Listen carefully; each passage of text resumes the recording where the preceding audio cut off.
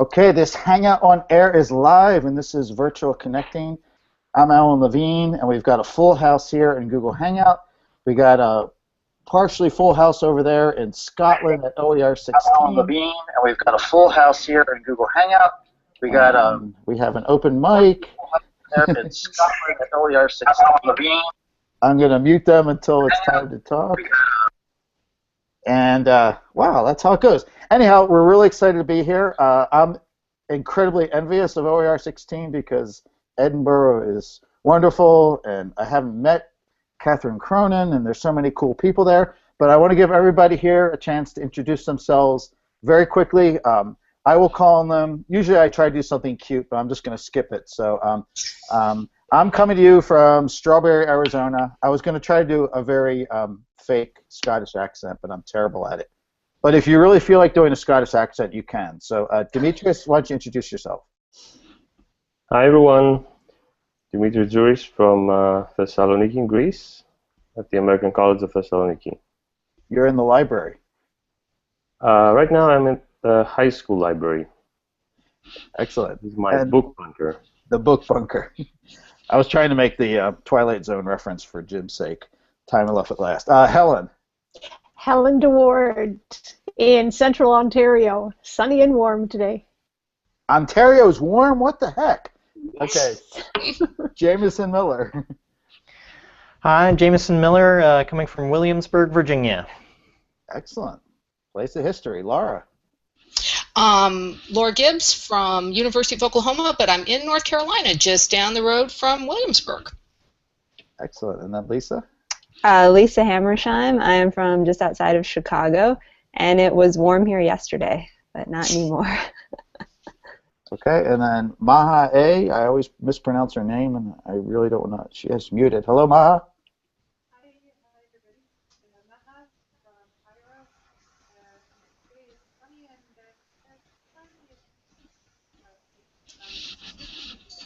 She's very faint, but she said Maha. She's from Cairo. I think it's sunny.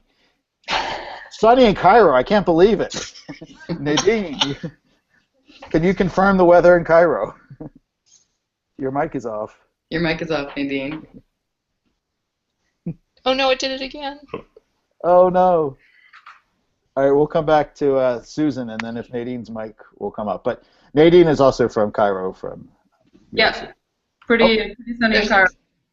Even in your office?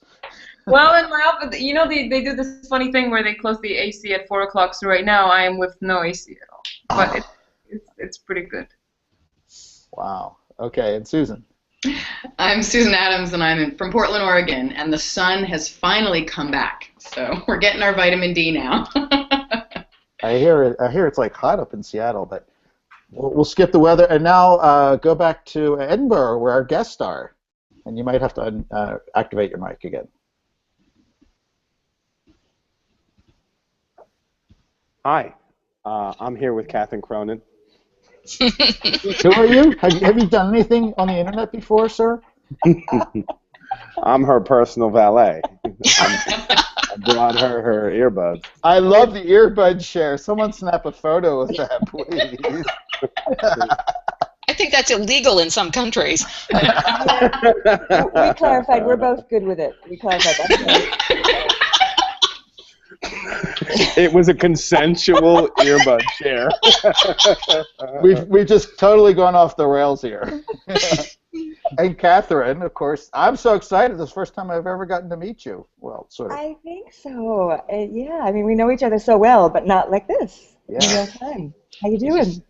Good. Just a matter of time. I enjoyed your talk, Yeah. and obviously we want to get to that. And again, I know you guys like only have a brief window, so if you have to go, but we'd love to have you stay.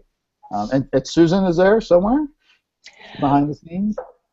Well, actually, Suzanne she is here, but she said because of this audio issue, and we got the earbuds, and I didn't want to use the earbuds because I said it would exclude her, and she said no, she's really happy that it's all set up, and it's better than having audio feedback. Perfect. Yep. So everybody feel free to jump in when they want. I mean, obviously because Catherine spoke this morning about this question of what do we mean by open, and like I have a billion questions about this idea of openness and privacy. But you know, I came away with this feeling is like all the stuff we've done in Open has kind of been the easy stuff, and even with Pat Lockley's video, it's like even that is falling off the rails somewhat. So, you know, how do we do this hard stuff? That's really interesting because that's come up a few times in conversation about, you know, we're kind of going into the next phase. I mean, there's this kind of awareness around that, isn't there? Yeah, totally. Yeah, and I think one of the things that came out of this morning's brilliant keynote for me was we're starting to think about Open now as not only keeping the door open, not only as maybe content, but like there's whole questions about not only access, but also questions of social justice, social questions of equity, right? And so Open as a term, almost while a great kind of concept, is not nearly powerful enough, I think, to contain all those things. And the question, I think, might be need it. Like, how can it? You know, it's almost too much to ask of any one term, and then need it. You know, like, so that's a question that I struggle with all the time because, you know, Open can only do so much work before it starts becoming useless as a concept. As much as Open for Open's sake has been. Yeah, I mean, you know, we were talking about, you know, we've had a lot of discussions around that this is not a binary, open and closed, but nor is it a binary that, you know, if it's open, yay, it's good. So it's, you know, I think that these kinds of gatherings, this one here, the people who are here physically, this is the work we have to do. I mean, I think we're struggling, but I think that's part of the work. You know, people are framing questions in new ways, and some people are saying, "Wait a minute, you're talking about privilege." And there's a couple of political science people here that are saying, "Hey, this is the language we speak in." And you know, Trezi talks about this a lot too. You know, the language of sociology. Kind of, we need that. We need people bringing in those terms and that discourse into openness, and it's happening. So I mean, we called a lot of people into the room today. Yeah. I mean, I think I tried to in the keynote, but also all through the day. You know, this is not just about the people who are here. It's people who are really leading in this work. And I think, too, on top of that, the OER infrastructure, as we'll call it, has traditionally been about content, resources, whether it's repositories, where the funding comes from, grants, etc. And one of the things that kind of came clear to me is Open as a process, Open as a positionality of education, of pedagogy, of learning, of sharing, kind of loses any of its kind of magic when it becomes commodified so directly. And I think from the US point of view, specifically around the idea of costs, textbooks, dollars and cents. So for me, one of my small little rebellions is pushing back against open educational resources as a commodity. Yeah. Because once it becomes so directly commodified, it loses any of the notion of the sacrosanct relations of education that make this whole thing valuable in my mind. So once it becomes a market where we can point to how much we did or didn't save a population of students, and it seems weird for me because then it's like I don't want to like prevent students from getting free texts. I don't want to be like the mean person who's saying stay away. I just think that it's a double standard. Well, no. It's this. You give open textbooks, right, with one hand, and you take away public funding for institutions with the other, at least in the States. So much so that I was speaking with someone here at this conference, and it blew my mind.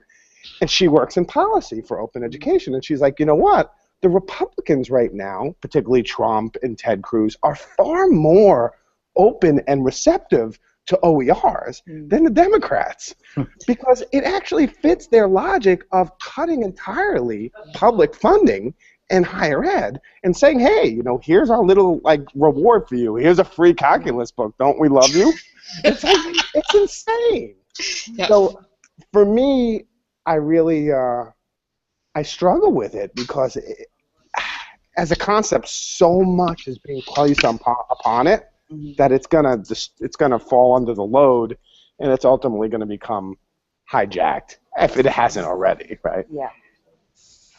But it's I would love to hear comments and questions from everyone. But just to riff off that, Jim, is I I think we need to be careful not to paint everything with the same brush. I mean, I was just looking at my phone there because I was at a presentation just now by Vang Vang and Gretchen Higginbottom from Fresno State University, and theirs was about OER, and they're talking about working with staff and meeting student needs, and there's a high proportion of students who are first-time college students there. So they are totally focused on, you know, student needs or whatever. So you could look at them and say, but you're just doing OER, you're just worried about content, but they're doing something, you know, Absolutely. that's really important and really trying to address an issue of inequality. Now the funding issue is something else. But, you know, as individuals, what they're doing is really important. So I don't want to say, you know, OER is not good enough. Point well taken. And that's where I always feel a little bit uncomfortable because, you know, I'll say something in a kind of bombastic, you know, you know, all-encompassing way, understanding that I'm trying to make a point, but I mean, at the same time, I'm not the guy who wants to sit in the back room and shoot the kittens, right? Like, I don't. Like, but I also think if you follow the money, oftentimes with the grants, whether it's from the Gates Foundation or however you want to say, at least in the U.S., it's funny how much of the money doesn't go to those things. So, and how much so many of those resources dry up. So I don't know. I mean, I'm not skeptical too. I'm totally Pollyanna, but I think the resources should be put towards people and architecture, not towards this kind of notion of content as infrastructure. It'd be great to hear from people like Demetrius and Nadine and Maha who are outside North America to get, because we get so centered on our own perspective here, and the world is not like here. Exactly. They're so quiet. Love to hear from more people. Well, we just like seeing you guys sharing the earbuds. That's too cool. I think this is a thing now. Yeah, Siamese earphones. I mean, I'm not 100% sure about how that relates to Egyptian education in particular, because I mean, we're at AUC, like the American University, and a lot of what we do has to do with textbooks and material that is from the U.S. and from abroad, so it's not particularly Egyptian in that sense. So I'm afraid I don't really know how that is how it's different than what you guys have over there. I mean, the rationale has always been is like, this is the entree point to get people into OERs because textbooks is that magic doorway. And I don't think that's really happened anywhere where all of a sudden people have gone down the textbook route and not have like blasted their philosophy open as far as open sharing. That's the problem that we're having at OU. We've got a great initiative to lower textbook costs, and that's what it's all about, and that's the only metric for success that we're using. So when I went to apply for one of the grants, because I really wanted to do like comic books and cool stuff, it was hard because my textbook costs were already so low that I wasn't going to be a success when they went and measured it. So part of it has to do with how we measure success, you know, and it's easy to try to tote up the textbook dollars, but if you're trying to improve your teaching, reach out to new communities, expand digital horizons, whatever, we need metrics for that, I guess, because the guys have to count stuff. So we need to give them stuff to count. And I don't know what that would be, but I would love to have something that would satisfy the guys who need to count things at my school that are about the issues that Catherine and Jim are raising. I mean, with those things, like, you know, at where I used to work at the Maricopa Community College, they had this big Maricopa Millions thing, and you know they measured that. But like, I know from a few faculty I've talked to, I mean, there's a lot of stuff that you never see in those big projects that might give you some hope about what faculty did change about their approach. So when we just look at those costs, I think we're missing most of the picture, if there is a picture.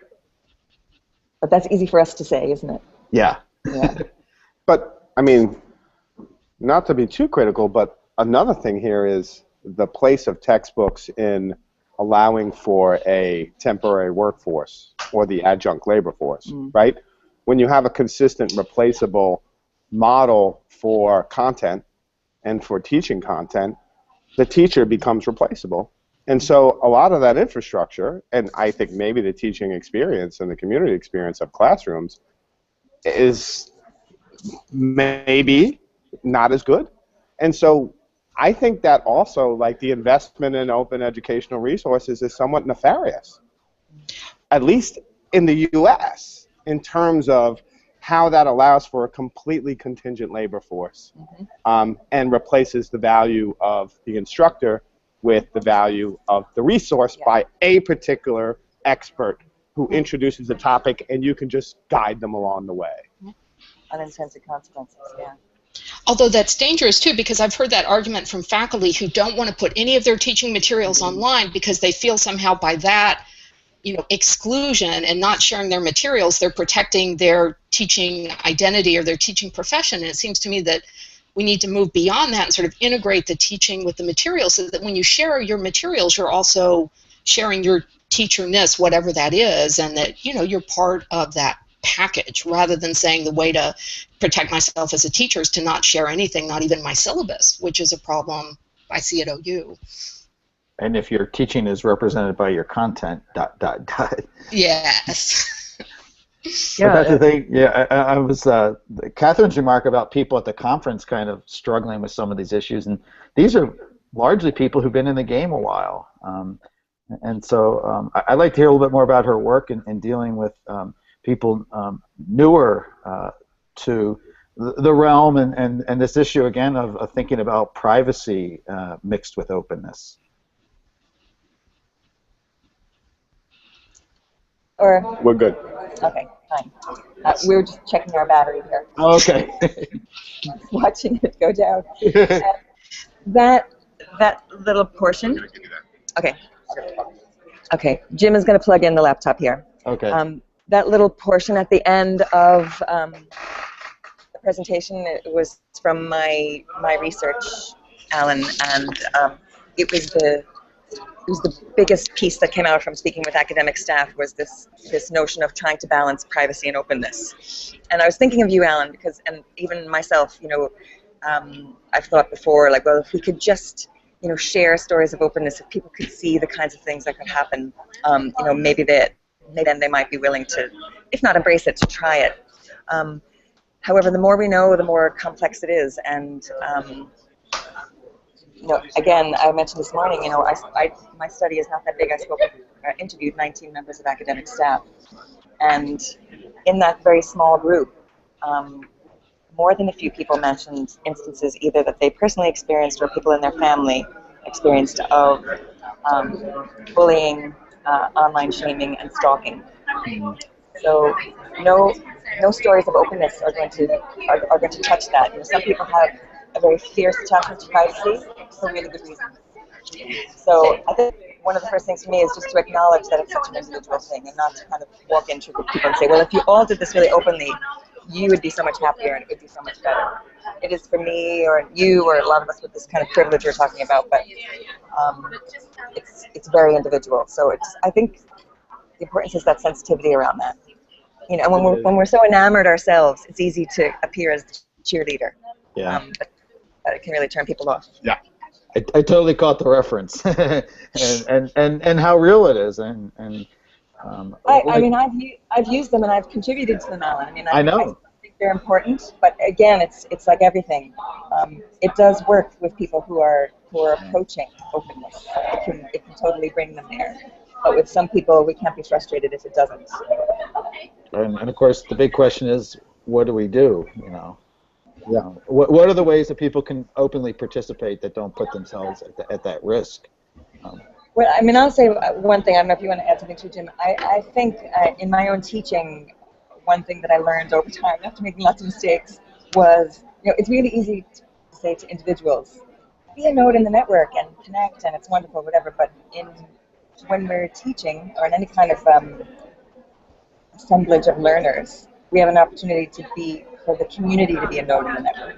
And that allows people who are in that community to even observe what's happening, feel part of what's happening, but they're not exposed. Right. So you can tweet or blog as a course, or as a small group. Somebody that I interviewed in the study there's a course Twitter account, for example, and 2 students take it on each week. So they can feel like they're in the stream, they're experiencing it all, but that whole privacy versus openness is not challenged. And in a very personal and direct way, they're learning. about openness, but they're not being exposed in the way you would be as an individual being an open network. So that's one thing. I don't know if you want to add anything else. No, I think that's right. I think one of the things that's interesting is when I was at Davidson College over a year ago, one of the things with domain of one's own people said is it's such a neoliberal approach to like all of this, because it's all about the individual and the individual's domain and the individual's work and where's the place for community. And I think that's a real struggle. I mean, I believe that community often can come out of a stream from the individual to a syndicated hub like we've seen with things like DS106. And I've always tried to work with ideas of the wiki, but teaching and building around the wiki continues to be one of the most difficult, thoughtful processes that I've struggled with. And it's interesting in terms of you out there, MediaWiki's presence here is really large. Yeah. They're all over here, which I love. Like open infrastructure like Wikipedia has a great presence at this conference, and I'm fascinated by that. I struggle, though, with the idea of anonymity versus the individual, because being an individual is part of what drives me to do this stuff. So I don't know. Like, I feel the other side of that, and I know that's a little bit like, oh, you know, you're just about the individual, but it's like, who else is going to write about the shit I'm interested in if it's not me? So, like, it's like, that's the problem. I know who, Jim. Nobody. Capital nobody. Yeah. But, I mean, if I could respond to some of those ideas, and it sounds like maybe what's happening there at the conference. I mean, right? The theme is a culture of open, and when you opened up, Catherine and Jim, you're talking about this kind of growing pains of openness happening.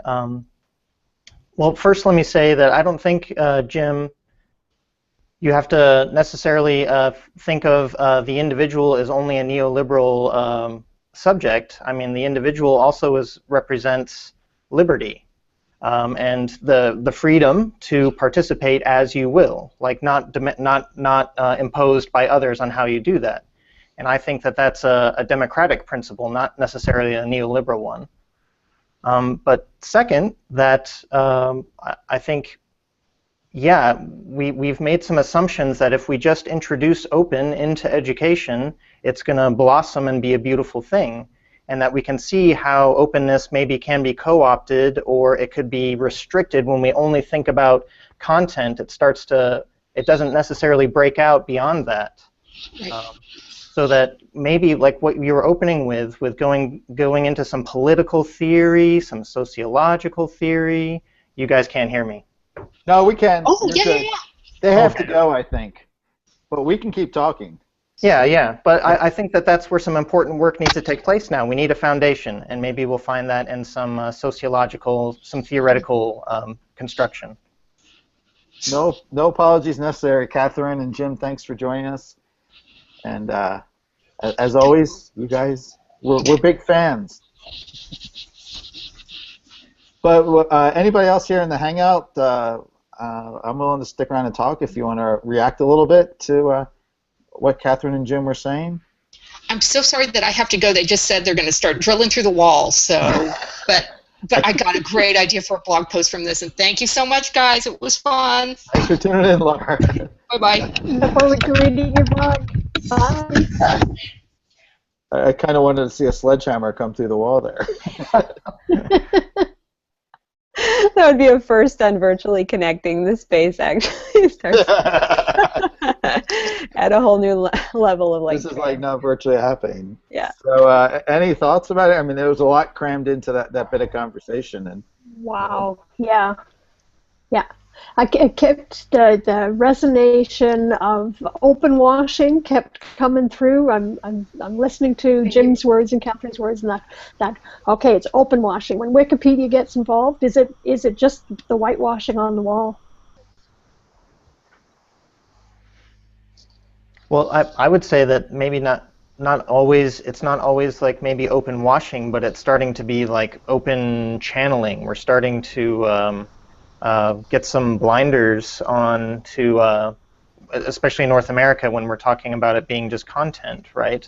And we hoped, just like Alan was talking about earlier, we hoped that that would be, I was just at the OE Global conference, and Martin Weller mentioned that open textbooks were supposed to be a gateway drug to get people going in, but we're noticing that that doesn't necessarily happen. Some people are happy with just their open textbooks, and then they keep teaching in the same ways that they did. It's just that they didn't have to charge their students for the textbooks.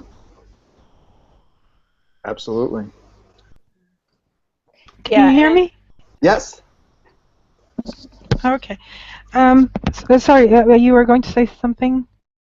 I was going to say, Maha, you should Helen? say. Okay. Okay. I think most of the conversation, if I'm not mistaken, is looking at the open from the educator's point of view and from the educational institution's point of view. And I tend to, or I do that as well, but I tend to look at it from a learner's point of view because I still am very interested in learning, and I still attend a lot of things online and offline. And I also volunteer to teach, and I see there's struggles of the students, especially that they're not privileged. They are very, very underprivileged kids and adults.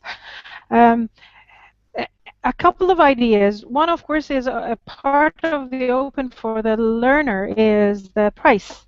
So when open is means accessible, that means also that it's not too discouraging price-wise, that it's available, that it's accessible from a price point of view, but also and who gives it and so on. So let me give you an example from a language point of view. For example, now I teach, as a volunteer, I teach English. And everybody is looking for the exam and what's going to come to in the test, and whether they're going to be able to get a certificate.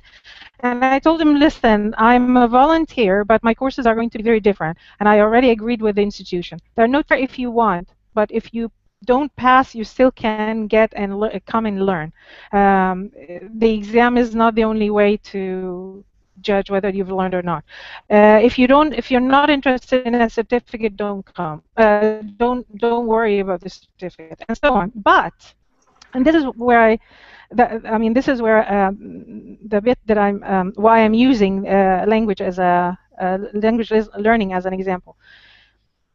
Somewhere along the road, or sometime along the road, when the people are interested in the certificate, let's say now they are level 0 or level 1, when they are able to, when they've gained enough language, or they're able to use it better, and they're interested in a test, at level 12 or whatever, and prove or do the TOEFL or do whatever it is and show that I've gained this much of proficiency in the English language.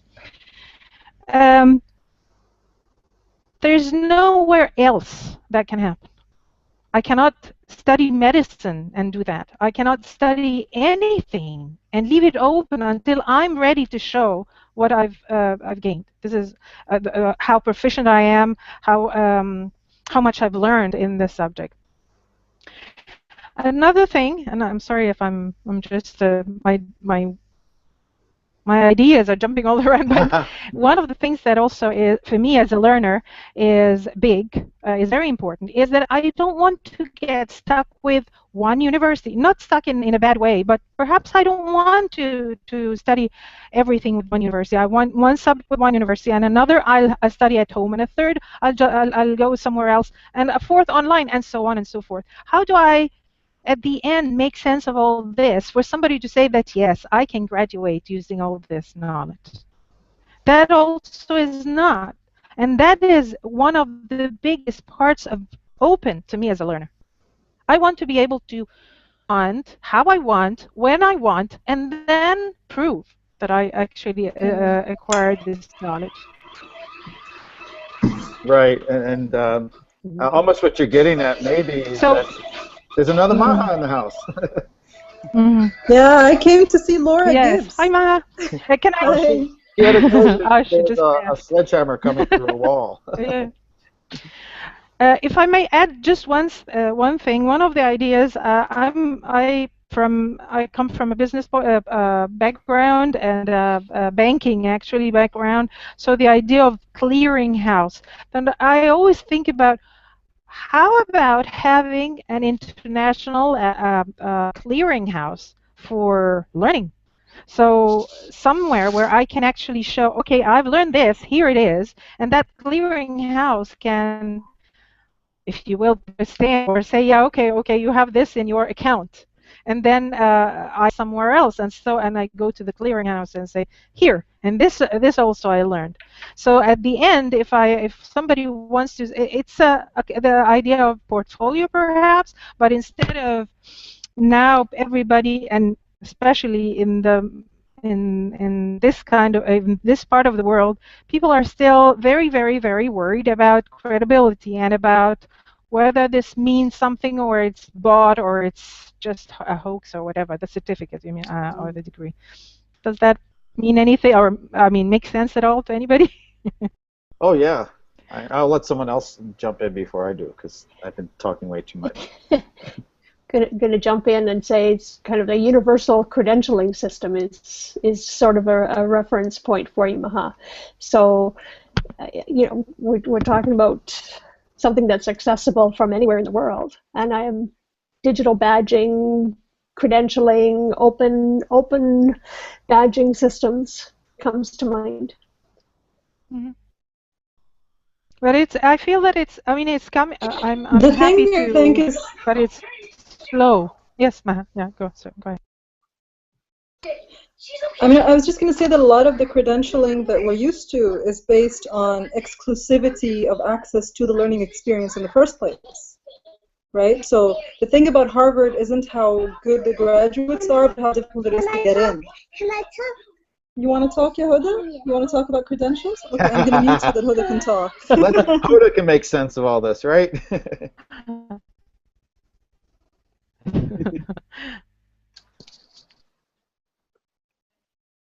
Hi, Hoda.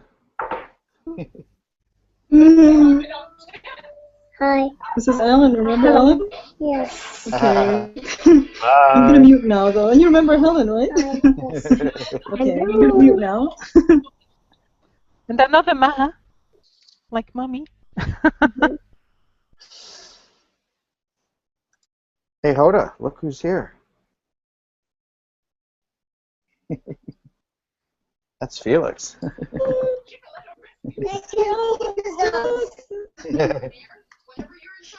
He was jumping up before.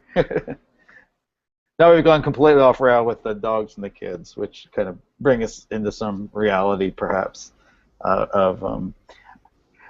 yeah, I mean, it's the premise and the idea of badging, especially the part about incorporating, not having credentials be in the realm of the institution granting them.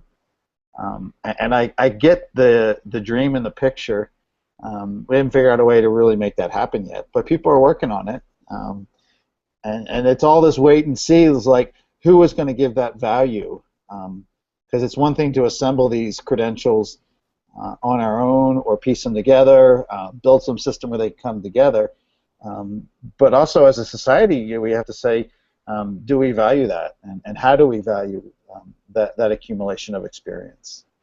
And it's insanely complex, which doesn't mean not worth doing. Can I say that also educational institutions can be the first to acknowledge that in the society, and perhaps the society will start following? Because if what I've accumulated is valued by say the American university or the Cairo University or any university in the world, then the society will start moving that way. But the society doesn't agree or they don't value it, because actually the universities say, no, you don't have a degree, or you don't have what it takes to join us or for us to give you the credentials. Any other thoughts? Susan, you've been strangely quiet, Susan. She's soaking it in. Yeah, I've been thinking a lot about the culture of which we can operate within this. There's sort of like I've been thinking about there's the content that we teach that's open, but how do we manage that content? And I really appreciate recently thinking about life bits. I think it was John Udell who talked about that. And so you're speaking about bringing your life bits together in kind of a cohesive format, but then how does that get credible? And of course, the optimistic person in me thinks of a little bit of a utopic idea around, when we can raise students and ourselves relationship to principle or relationship to our own ideas and create almost an accountability within each other about how we operate and communicate within a culture and community. We can start to build our own sense of credentialing, our own sense of how we are as even adult learners. And I almost think about if I were to apply for a job that I would put up my my blog and my tweeting and all of that as I'm going to say, here's how I conceptualize my intellectual, my understanding of the world and what I can offer you. And then can that be just enough? Could be, and I see everybody's head nodding, and the people on this call are people who kind of get that mindset. But thinking also to Catherine's comments about the people she's talked to, and so we're kind of used to this crowd having this similar idea. What do we do for people who have other concerns and whatnot? And with the life bidding, like again, it's this great idea, but almost you have to leave it to machines to make sense of that. I'm not ready for that. I saw this documentary of one of the guys who's taking thousands of pictures a day, and I remember him saying that he never looks at them. So he's accumulating all this stuff, but the value of pictures for me as a photographer is when I spend time with them and pick out the ones that I like, not just that I'm just piling up my photos or my life bits. Mm-hmm. It's a difficult problem. Yeah. It's that meaning making, Yeah. And what does that mean, even for folks that don't have the access? I see the complexity and want to forge ahead in kind of the movement of us coming up with solutions. I feel like it's there. I mean, it's coming. I appreciate your wait and see that we get our minds together and something is going to emerge. And I hear your struggle with the cultural piece, Susan, in terms of you're one within that culture, as opposed to the global community. We are community. There's people of like mind, so it's a different cultural mindset, and it's hard when you feel like you're in it alone. And I know Laura and I have had these conversations where we struggle with this. We are in the open, and we are encouraging people we work with to step off the ledge and risk being in the open. But it's a risk for a lot of them, and a big unknown. They swim in waters that they know nothing about, so it's a challenge. I think. Can I ask a question? Yes, please. I heard what Susan was talking about, but I'm not sure that I understood every bit of it. So if you can tell me, risks do you see, or what risks are there for educators going open? Because I don't think that I understand it very well. You're asking about risks. Others can probably say even more, but for example, I work at a biomedical university. And there's just a lot of fear. We're not allowed to use Google Docs. Nobody's using Twitter. I'm sort of the only one at this point, and the fear is just at the baseline inappropriateness right now even. And of course at biomedical institutions it is important we have patient health information. So when I even think about culture, it's like I want to create a culture of compliance in some way where the students, and we can trust that they understand they can't share patient health information on a Google Doc. But they might, and they could. Mm-hmm. And do we say, okay, no, we're going to police that because we do not trust that they are going to get that information, they're going to be compliant. rather than saying we're going to create a culture of compliance. We're going to create, an education where we're going to teach you that you can't do that. And if you don't, and you end up being egregious and you end up sharing it, oops, and it's a learning opportunity, right? But if we block it entirely, then there's no chance for that learning to happen. I'm going to be interviewing Chris Gilliard on digital redlining, and that's part of what I'm seeing happen as a consequence to this sort of policing that is based on fear of the open. Right? That's an example that's going a little bit into the weeds, but it's kind of where my frame is right now in my institution.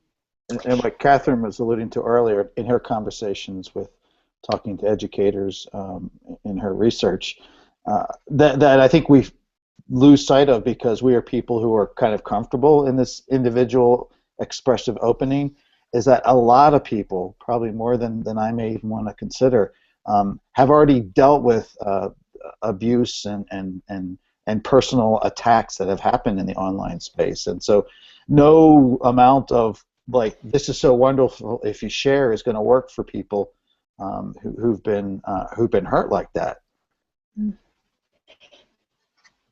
And from my perspective, it's a matter of digital credibility and digital, your positive persona. I teach teachers how to, share themselves in digital spaces. It's not as easy when you have to consider all of those other factors, safety and security of student information and permissions and that type of thing. So those are the other risks. And I mean, I think you need to also keep in mind that all academics are not equally vulnerable. So women, minorities, and so on, that kind of abuse is much more difficult for them to have to handle. People like Audrey Waters, and we're going to talk about this tomorrow, actually, Suzanne Koscioglu and I, in a presentation at OER16, about the self as an OER and what it means to do that. I mean, earlier when Catherine and Jim were talking, you guys were talking about trying to avoid that risk, but I'm saying no, and it just means that you have to recognize that you're putting yourself at risk, you're making yourself vulnerable, and this can happen to you. And someone like Audrey Waters still stays open. She's just got comments on her blog closed, right? But she's still there. So, I mean, people deal with it in different ways, but it happens to a lot of women and minorities that they have to find ways to deal with it. The difference, I think, is in an attitude of, do I protect myself or do I stay open so that I can respond in that way? And I think for some people it works. For some people, the fear of it stops them from even going there. But also for academics, I think there's, other than this vulnerability, there's this culture of copyright, intellectual property, this is mine, and what it means when someone, and this is also important, right? What it means when someone takes your stuff and doesn't attribute it to you, which is not, I mean, I actually tell people if it's open, it's actually easier to find that you're the originator, because it's easier for people to find the original one with your, attribution on it. But that's not how it feels. It feels like you're making it easier for people to steal your work, and in some senses, what if they take your work and they sell it? So if you put something on a CC BY license, someone can go and sell it and make money out of it. And if someone is actually making money out of a textbook, then that's not something they want to do. They don't want to let go of that money that they're making out of the textbook, if they're making it. So there's a lot of different things that I think stop some academics from doing it. And the thing that Susan was talking about for biomedical, in the biomedical field, is of course the very extreme, I think, of the need for privacy and confidentiality and so on. But in different fields, you get that to different extents, and maybe academics themselves don't want their students to just say a bad word. Or here in Egypt, if you say something politically, you could get into jail. Like you could say something and it'd get misconstrued, or you might really be saying something and then you really will get into jail and probably not get out. So it's not even funny, get tortured or whatever. And I just said that online, which probably wasn't a good idea. We couldn't hear that part, Maha. It didn't come through. I'm just kidding. My camera wasn't on. You can't prove it was me. It was really my voice. Good stuff. Well, we've been here well over an hour, as Virtual Connecting does. Great experience. We would probably sit around and talk for hours more, but I know you got things to do. I have a dog to walk. And I just want to thank everybody for joining in. This again, actually, Maha, for tomorrow's session, participating remotely in today's little bit of OER16 has given me a lot of really good frames to talk about this experience going into tomorrow's OLC thing, where we're going to be giving sort of a perspective to some more people who have been involved with virtual connecting. Some of the positives and some of the challenges of being a virtual participant. Right. Alan, are there people watching us right now? We should probably plug the OLC Innovate sessions. There are two viewers according to my stat screen. So hello, okay. 2 viewers. We don't know who you are. Demetrius has been struggling with audio issues, and I'm really sorry. That's okay. We're good to see you, and glad you can make it. It's funny. I mean, this technology is both wonderful and extremely frustrating at the same time. Trying to fill in the gaps. Yeah, and poor Carolyn was trying so hard to call in from Venezuela, and her voice was sort of going in and out. But we try, and to me, this is like better than not having any chance to do this connecting. So thank you, everybody. I'm going to stop the broadcast and wish you all a wonderful day or evening, wherever you are.